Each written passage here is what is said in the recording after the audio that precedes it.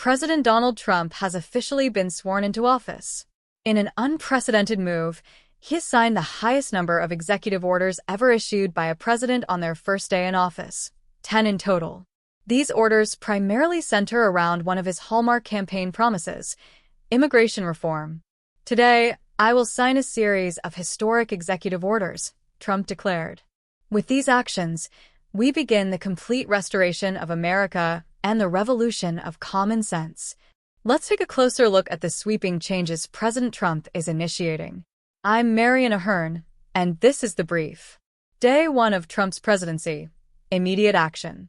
Trump isn't wasting any time. Those familiar with his previous term recall that he attempted bold changes then, but was advised to slow down due to Congress's methodical pace. This time around, however, he is charging ahead, full steam. Immigration reform takes center stage. On day 1, Trump has declared a national emergency at the U.S.-Mexico border, deploying U.S. troops to secure it. His plan includes ending the controversial catch-and-release policy and continuing the construction of the border wall, a cornerstone of his earlier campaign promises. Trump also intends to label drug cartels as terrorist organizations, a move aimed at tackling cross-border crime and the opioid crisis. Furthermore, he has proposed ending birthright citizenship, a constitutional protection that guarantees U.S. citizenship to anyone born on American soil.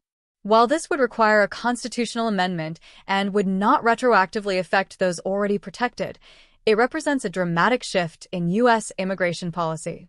To clarify, birthright citizenship ensures that anyone born in the U.S., even if their parents are foreign nationals, is automatically a citizen. Trump's proposal targets future cases and seeks to redefine this long-standing principle. In another immediate change, Trump has terminated the use of the CBP One mobile app, which many asylum seekers use to schedule appointments at the border. The app was credited with bringing order to asylum processes, but is now no longer operational under Trump's new directives. Economic focus, making America affordable again. President Trump has also outlined ambitious economic reforms under the banner of making America more affordable. "Let's make energy work for us again," he proclaimed, unveiling plans to declare a national energy emergency. Central to his strategy is expanding domestic energy production. Trump has announced the end of leasing protections on certain public lands, emphasizing increased drilling efforts, drill, baby, drill, and lowering EPA emission standards for automobiles.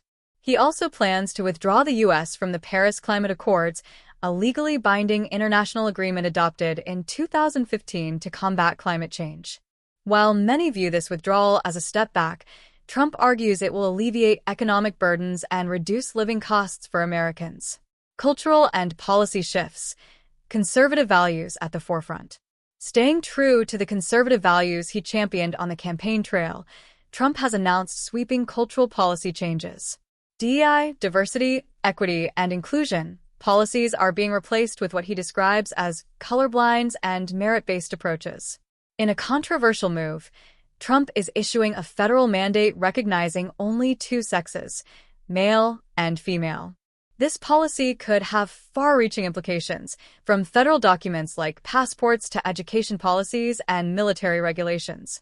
The impacts of this shift will be closely watched as the administration moves forward. Renaming America's landmarks. Trump is also tackling symbolic changes, starting with renaming prominent landmarks. The Gulf of Mexico, for instance, is proposed to be renamed the Gulf of America. While it's not uncommon for geographical features to have different names, such a change would require cooperation with international hydrographic organizations. Even if approved domestically, other nations may choose not to recognize the new name. Another target for renaming is Alaska's Mount Denali. Trump plans to restore its former name, Mount McKinley, in honor of President William McKinley.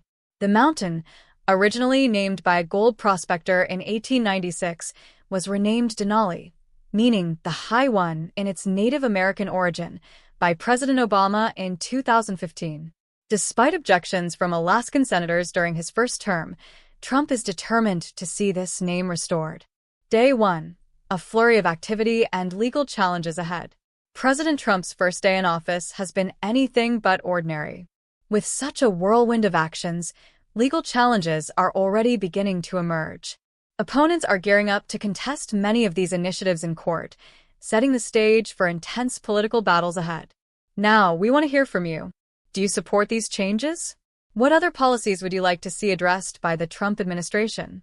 Let us know in the comments, and thank you for tuning into The Brief.